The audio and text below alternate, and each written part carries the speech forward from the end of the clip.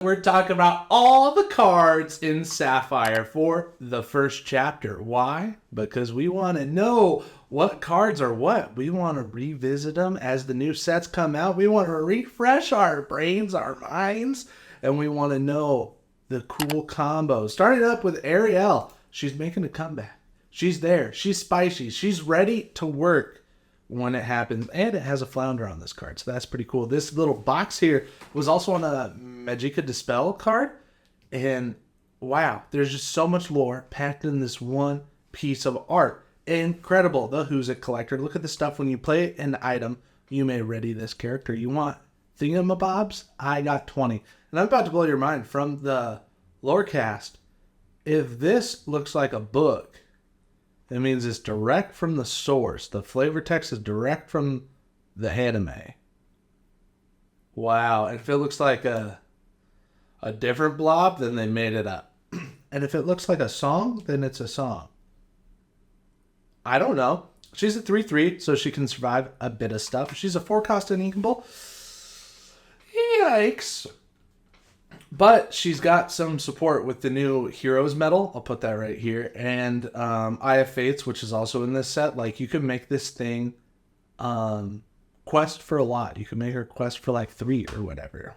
And her ability is cool because it doesn't say you can't quest for the rest of the turn. Lots of the red cards, like after you ready it, you can't quest for the rest of this turn. This one, you can quest after you ready it, so you can keep pinging lore with it. I think that's the idea behind it. Like this and Eye of the Fates was supposed to go together, maybe. Eye of the Fates is from Hercules, so what am I talking about? I like it. I think it has some spice. People are missing out on it. It can fit in a princess deck right now. It's also a hero. Great keywords to have on a card. Overall, pretty mint, dude. Aurora, the Briar Rose edition, Disarming Beauty. When you play this character, a chosen character gets a -2 strength this turn.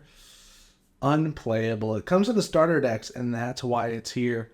Look at that. That's a storybook. It comes right from the lore. There was something strange about that voice. Too beautiful to be real. Says Prince Philip. Wow. Incredible. The 2/5. The Dice to Medusa. 5 willpower. Dice to Dragonfire. Dice to Zeus. A Banishment City right here. And it has the hidden Mickey right here. Incredible. And who's that? Tweety Bird from Looney Tunes. These 3 Auroras are here for support for this Aurora. We need more Auroras. I'll just say it. We've gotten plenty of the other cards. Like, I think we might even have more Grammatallas than we have Auroras at this point. This Aurora is what's up. The shift 3, so a super cost-effective shift. You can play her on 3 because you can play this on 2 and then play this on 3. And then its ability was so cool, especially in the set 1, man. I know I've said that for the last 4 videos, but trust, this was such a cool ability. You wear other characters gain ward, so it shut down Dragonfire completely. Dragonfire was the only thing that could remove stuff, really, like untapped creatures in set 1 meta. So getting rid of that, incredible value. Your other characters gain ward. It shuts down everything except for this doesn't have ward. So they could still snipe this. But that's where the trick comes in when you have one Aurora on board and then you put another Aurora on board. This Aurora gives this Aurora ward. So now they're warding each other. You can't do nothing about that. And that is sicko mode. I really like this card. I like that it quests for 2. I think it's solid. I think it's there for some shenanigans, but she hasn't kept up. It looks like she's gotten power crap. But I do like having the Floodborn abilities. It's a good card. I would like to play it, but there's no chance I'm going to play this card outside of set 1. This Aurora, though, the Regal Princess, actually really good. Blue Sapphire Ink does have a lot of like 2-cost cards that quest for 2. Like, see the Duke of Weaselton. I think that's a 1-drop. There's some stuff that costs 2 that quest for 2. Like blue has big amounts of lore, and this one is no exception. The Aurora Regal Princess quest for 2. So good. They say if you dream a thing more than once, it's sure to come true. She's Sleeping Beauty. That's what she does. She just dream. This is where the card art goes crazy, dude. Like all along these stairs has this little sapphire emblem. Really like this art. It's just classic. This is the bell, and what do we have here? It's got that inventor keyword, and that's going to proc big. And that's going to proc big for set 6 for the Azurite Sea. The inventor people get lots and lots of support. There's going to be a whole inventor deck where like they get resist +6 or something until the end of their turn from a 4-cost song. So cool. Whenever this character quests, you may pay 1 less ink for the next item you play this turn. A little bit too combo-y to work, but if this had like a better blue shift target, not the green shift bell, but if Bell gets a better Sapphire shift, this will probably be a good one. Oh, and her thing right here. So this one isn't a book. This one's a little doofangle, right? Check out these little things. You see where my mouse is right there? Like this doesn't look like a book. So this means that they just made up this lore. And mostly because like this isn't in the anime. This is for Lorcana. This is one of the original Lorcana pieces. Not just like all art in Lorcana is original to Lorcana, but this one, she's doing a different thing than she does in the movie. A little ingenuity and a lot of heart will take you far in this world. So true, Belle. This is the way better Belle. This one is the strange but special. You got the read a book ability, which lots of people forget that she even has this ability because they always just look at the my favorite part ability, which is probably your favorite part because she gets to quest for 5. So let's look at the read a book. During your turn, you may put an additional card from your hand into your inkwell face down. The word additional there means that it has to meet all the same requirements as an inkable card. So it needs to have the inkwell symbol, and you have to reveal it to your opponent.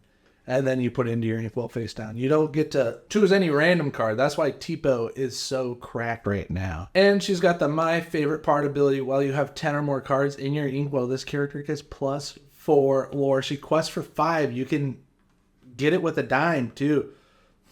Have her at 5, hit the dime, quest. That's 10 big ones right there. The storybook lore, straight from the source, far off places. Daring sword fights, magic spells, a prince in disguise. And there's the Enchanted. Wow, wow, wow. Such a good Enchanted. Lots of hidden Mickeys everywhere in this art. There's 3 right there. Is that another one? I think that might count as another one.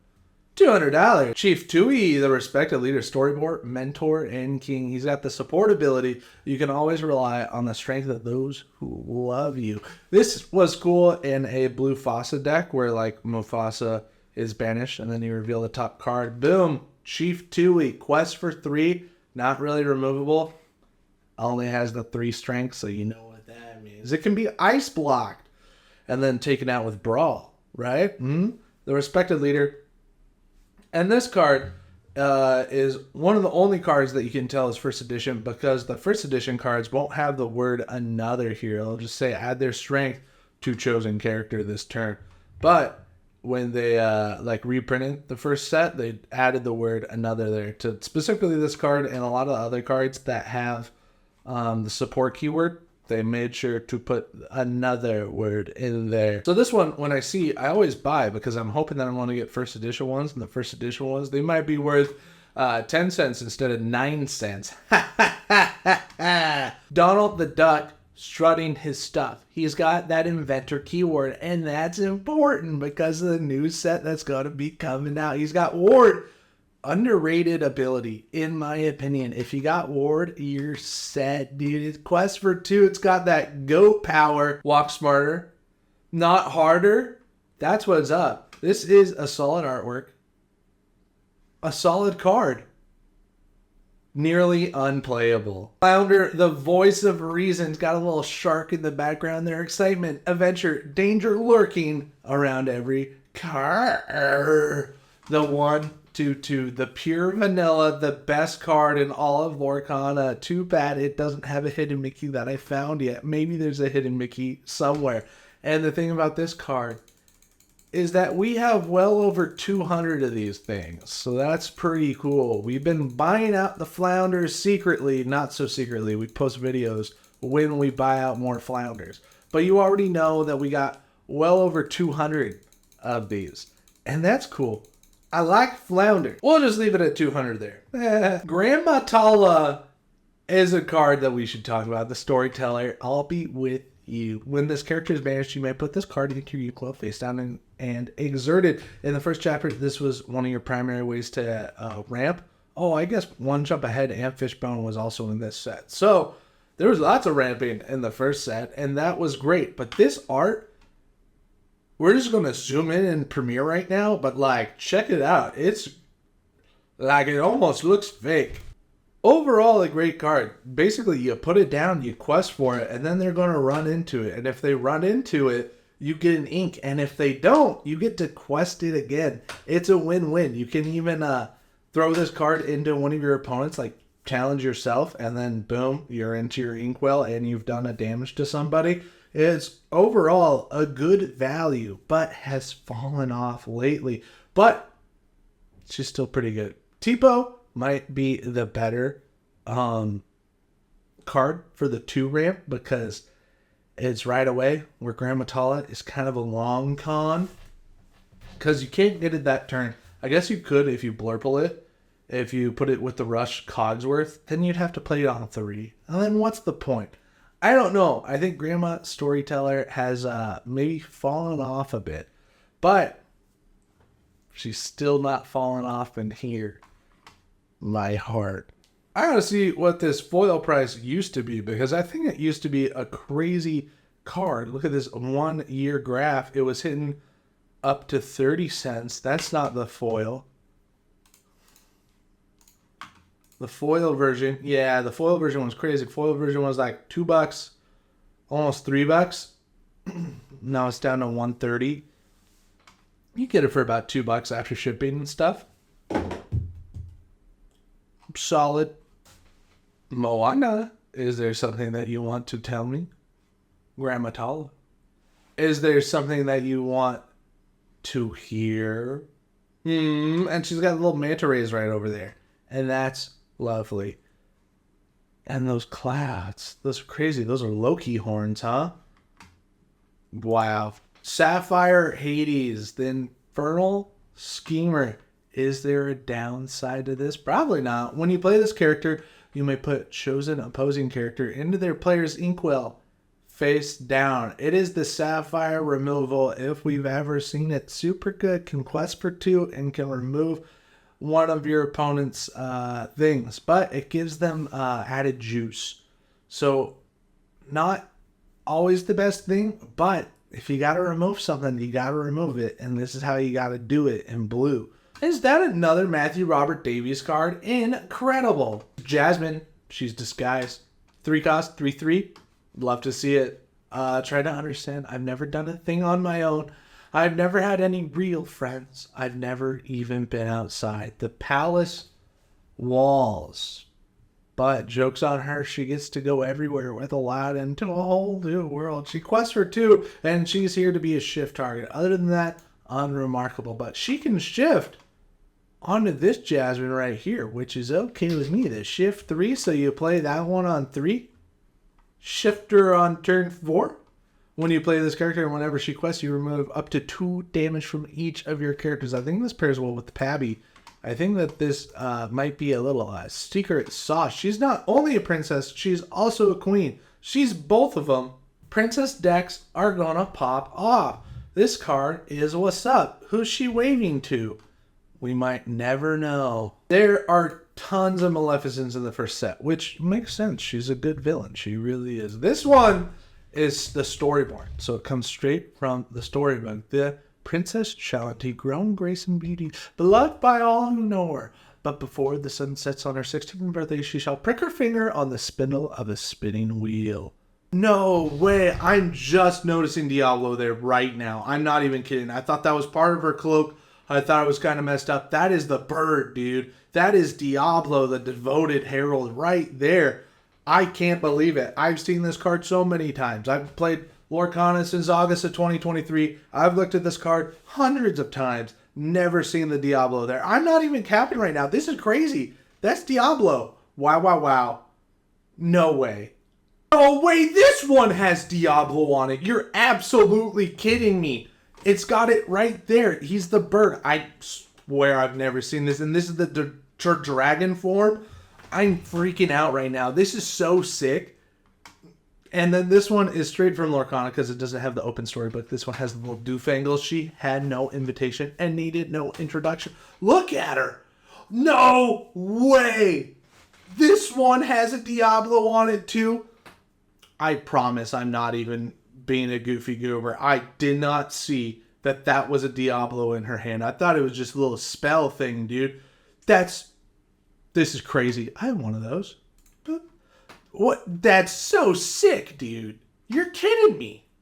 How do we get this Diablo? That's so sick.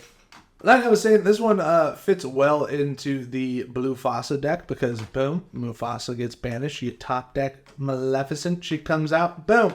3 quests right there. Is she just as good as Chief Tui? 3/6, 3/6. What? I guess he has support. But I'd much rather not have support and pay 2 less. I like this Maleficent over Chief 2, right? And this one has a Diablo on it. That's so sick. The Maurice, world famous inventor. Fun fact, we haven't seen Maurice for many sets. And it looks like he's the one that's making the Aurelian Gyro sensor. Like if you look in there, that's the little lore right there. World famous inventor. Got that inventor keyword, which is going to be popular in the next set. Give it a try. When this character quests, you may pay 2 less ink for the next item that you play this turn. Kind of cracked. It works whenever you play an item, you may draw a card. So Maurice's Workshop is like Maurice, but Maurice's Workshop, you have to pay a kicker of 1 to draw a card. We just got that in this last set. No, we got Magic Carpet Bag. We've had Maurice's Workshop, right? I think he's undervalued right now. I think that he's going to pop off for 6. Yeah, it hurts. But Blue's whole thing is ramping. Maybe Inventor deck doesn't ramp. But if it does, you're set. We haven't seen Maurice since the first set, I don't think. I think something happened to Maurice. And I'll go on record with saying that Scar did it. Scar took out Maurice, banished him. That's just my game theory, dude. This is Merlin, the self-appointed mentor, and if I see a Diablo in here, I am going to scream. He's got beads in his beard, and that's so cute. The Dreamborn mentor, sorcerer, support. What a mess. What a medieval muddle. Oh, we have to modernize it. Incredible. Quest for 1 is a shift target. I don't know. Having a 3 support is pretty good. Like, it can help out Alice. It can do stuff. Literally unplayable. Mickey Mouse the Detective. Get a clue. When you play this character, you may put the top card of your deck into your equal face down and exerted. We've seen that this card is pretty good. People go between this or One Jump Ahead or Fishbone. Like this one kind of guarantees you the ink. Fishbone, like if you don't have a hand, you don't get the ink. This one comes from the top of your deck and you'll never know what it is. We should have known that this was Ursula Seaweed the whole time. Look at it. I like his hat. We want more lore on this hat right here. Dreamborn. So this is like from something. Like Floodborns are like completely unique. But Dreamborns, I think, are from something. Maybe the foil version of this. The light bulb kind of like lights up. It's pretty cool. The foil version, highly recommend. He also has a promo version. Ooh, ooh, ooh. We're going to put number 1 there for the foil version. Oh, and 1 there. Oh, and 1 there. We like Mickey. And there's a new Donald Duck that does the same thing, but he costs 5 and he's inkable. So Donald Duck's maybe a little bit better. I think he has a 3/5 stat line too, so he survives stuff. But Mickey, the original, he knows what's up. Mufasa, the king of the Pride Lands. We didn't get Pride Lands until set 3, and then we didn't get another Pride Lands until set 4? 5? A king must care for all of the creatures in his kingdom, no matter their size. So this one's a Storyborn, but it doesn't have the storybook. I think it should be Dreamborn. But I have no idea what makes them a Storyborn or Dreamborn. I'll be honest. This is the same stat lines that we were talking about with this Maleficent. So you're paying 1 extra ink for 1 power. Is it worth it? 100%. Because this doesn't banish to Medusa, right? And then it's a little bit better than this. You're paying 1 less to not get support. I take those trades, dude. Good old philosophical tease. Storyborn, he doesn't have a storybook. So we weren't on to anything there. You got to be the best to train the best. And I train the best. He's got support. The 3 support is crucial. So good. Like if you want to knock out something, if you want to play a support deck, Phil is your guy. For a 2, getting support. Pain and Panic do it a little bit better, but they're in green. And are you really going to support with a green deck? Probably. That's probably the best colors for support. I guess Amber also has support already built in. Phil hasn't seen play since set 1. And I don't think Phil will see play since set 1. Because he fell off. He fell off. Our first Robbity Bobbity that we ever done saw the Unrivaled Archer. He had a first edition one from the D23 2023. Feed the port. When you play this character, if an opponent has more cards in their hand than you, draw a card. You saw this ability get power crept like crazy with Clarabelle. If they have more cards than you, draw the same amount of cards. So cool. And the Clarabelle has a 5/7 stat line and only costs 1 more. Quest for the same amount.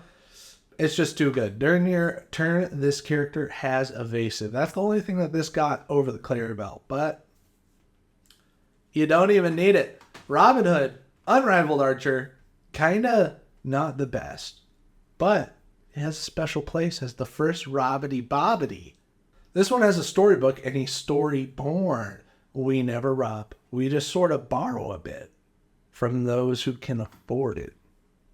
Thanks, Rob. Scar, 6 cost, 5/4, 2 lore. When you play this character, chosen opposing character gets -5 strength this turn. That's kind of cool, but he doesn't have rush, so you already have to have a board state to make it useful. I've never seen this played. I don't think it would ever see play. It's so expensive. It doesn't have a cool Floodborn variant to go into. I guess it does as the red Floodborn, but the red Floodborn, not the best. I think he's here to fill a spot. I don't see any Diablos in the artwork. The best plans involve a little danger. Just not for me. That's crazy. Crazy thing to say. Tamatoa comes right after Scar, and Tamatoa, one of the best cards ever printed.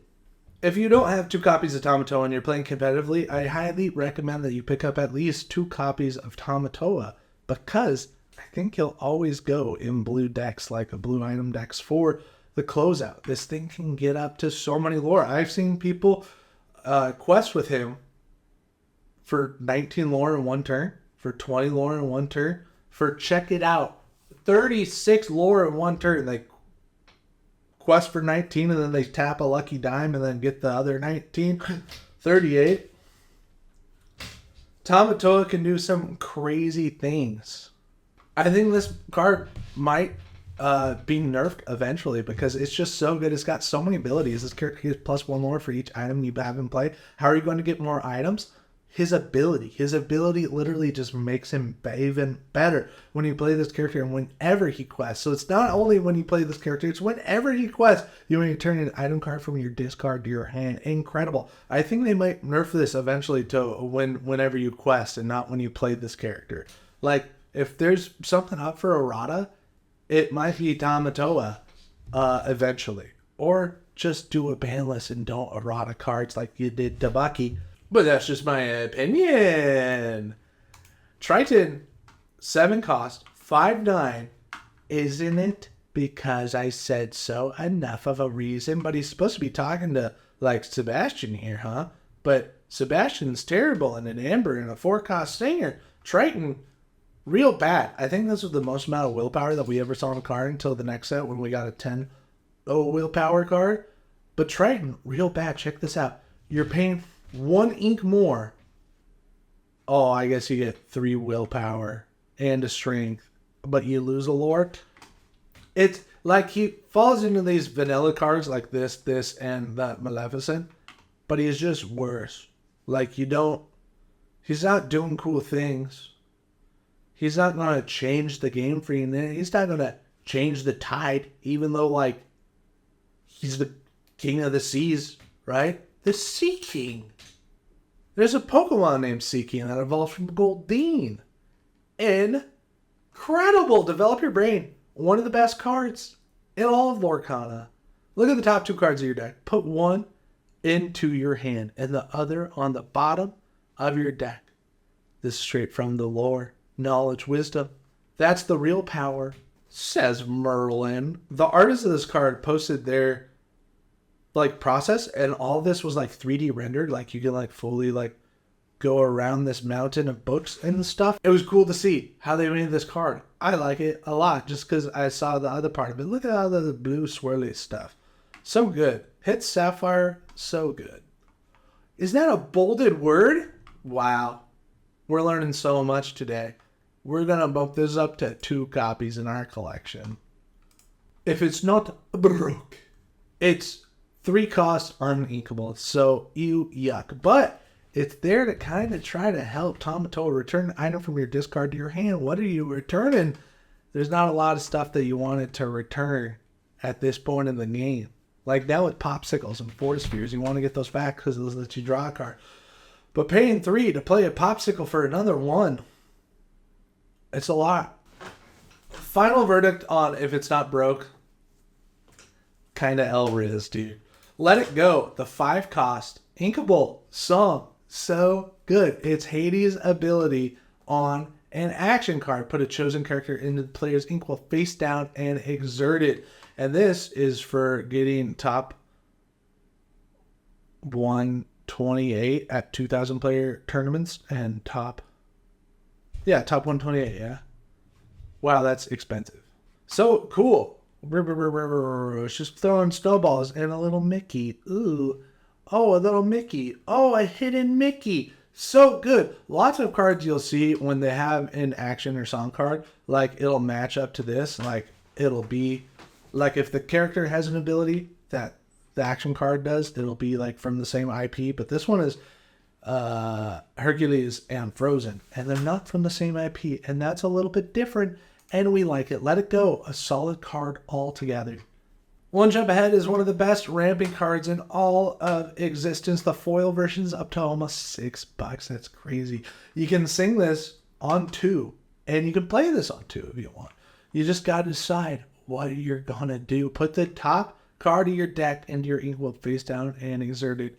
Oh, and that's the little song when we finally see the song note thing. Gotta eat to live, gotta steal to eat. Tell you about it when I got the time. Wow, wow, wow. And then it credits the song. You know what it's from. It's from 1992. That's before I was born. Work Together, one of the only other cards that you can tell is a first edition, and not just because of the word another. It is from the word Pacha. In the first edition cards, this has an S instead of a C. There's a little spelling error that they did. Ha, ha, ha. Put your whole back into it. This is my whole back, and his is highlighted there. And then this, during the scene, the llama says, it's a good thing you're not a big fat guy. And that's so silly. Because Pacha's kind of a larger gentleman. But they gotta go up together. They were really trying to make support work in set 1. Chosen character gains support. And then what we're going to talk about soon is Scepter of Arendelle, which also does the same thing, but is an item and not that, but also cost 1. It's, what would you rather do? You'd much rather have a scepter than a once thing that goes away. Coconut basket. Ooh, is that a hidden Mickey? Probably. Consider the coconut. When you play this character, you may remove up to 2 damage from chosen character. And if you guys didn't know, all item cards have this little pointy yellow thing around items, pointing to the item per se. When you play a character, you remove up to 2 damage from chosen character. Could work with Pabby. I think that's how Pabby works. The coconut is a versatile gift from the gods, used to make nearly everything, including baskets, to carry more coconut. What do you mean? Why is this credited so much? Where you are. 2016. Is this from Moana? That's definitely Moana. This is a Moana card. Wow. The Eye of Fates, the item that nobody talks about, but we should see the future. Exert. You could exert it the turn that you play it for 4 ink. You play this down. Chosen character gets plus one lore this turn. You can change the feature once you know what you're looking at. I think it's underrated. I think that this will be spicy eventually. It's only a 4 cost, but I think it works. I think that it could make Tomato even better. I like it. I do. If it was a 2 cost, it'd be so sick. Even if you had to pay a kicker to like exert, if it was a 2 cost, pay an ink, I think it's a solid card. But this, compared with that first card that we talked about, that was talking about you can give her like 2 lore and then keep untapping her when you play more items, and then keep gaining lore with her. The Fishbone Quill, the best ramping card in my opinion, the best ramping item for sure. Because it's every turn, and it lets you use the ink that you ink. It's incredible. You exert the Fishbone Quill, and then you put any card from your hand into your inkwell face down. If I knew this thing was going to be $20, I would have bought at least 4 of them. I don't think I have any foils. Oh no. If you want to cross the bridge, my sweet, you have to pay the toll, says Ursula. And that's from Poor Unfortunate Soul's song. But this is from the storybook. So it looks like the storybook icon takes precedence over the song icon. Don't know what this is about. Don't know what this spooky circle is doing there. Is this supposed to be in a barrel or something? What is this? Is this an ink glob? What is this circle doing? I get that this is a Fishbone Quill, but what is this? The best Sapphire card right here. That's the one. Magic Golden Flower, another item, healing pollen. Banish this item. Remove up to 3 damage from chosen character. This is from the movie Tangled. This is how she got her magic golden hair. Once upon a time, a single drop of sunlight fell from the heavens, says Flynn Rider. Incredible. The 1 cost item that not a lot of people play. It's a 1 cost item, but people would much rather play the Shield of Virtue with Top Totem than they would Magic Golden Flower. Magic Golden Flower banishes itself. It's not what's up, but you could play this with Maurice's Workshop and then have this as a kicker. Like you pay the 1 and then you pay 1 and then you draw. It might be good, but Scepter of Arendelle is just better. It's the work together that we were talking about. You get to command. Exert this card. Chosen character gains support this turn. Whenever they quest, you may add their strength to another chosen character's strength this turn. Is it worth it to play it on 1 and then give somebody support? It could be a wild combo-y. There could be some cool stuff that go along with this. They had lots of this kind of art for the first chapter, like Stolen Scimitar in red was like this.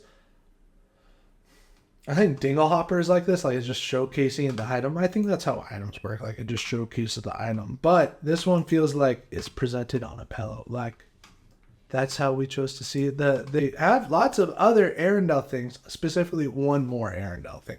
They have the Shield of Arendelle now in this latest set, Shimmering Skies. I don't know. I like this card and this card and this card and Develop Your Brain. There's lots of solid blue things. Like if you don't have blue first chapter stuff, there's lots of staples, especially this Flounder here, 200 out. Best card you could get. And then the 2 Enchanteds, Aurora and Belle. What lovely ladies. Thank you so much for watching. Next week on Monday, we're going to be talking about all the steel cards in the first chapter. That's like Aladdin and Beast and Captain Hook. All the Captain Crooks. You're a crook, Captain Hook. Back when they used to be alphabetical. Oh, I miss it. Look at that. All 3 Captain Hooks. You know that they're all right there. It was so much better when they were alphabetical, but who am I? I'm just a guy. Enchanted Simba. No.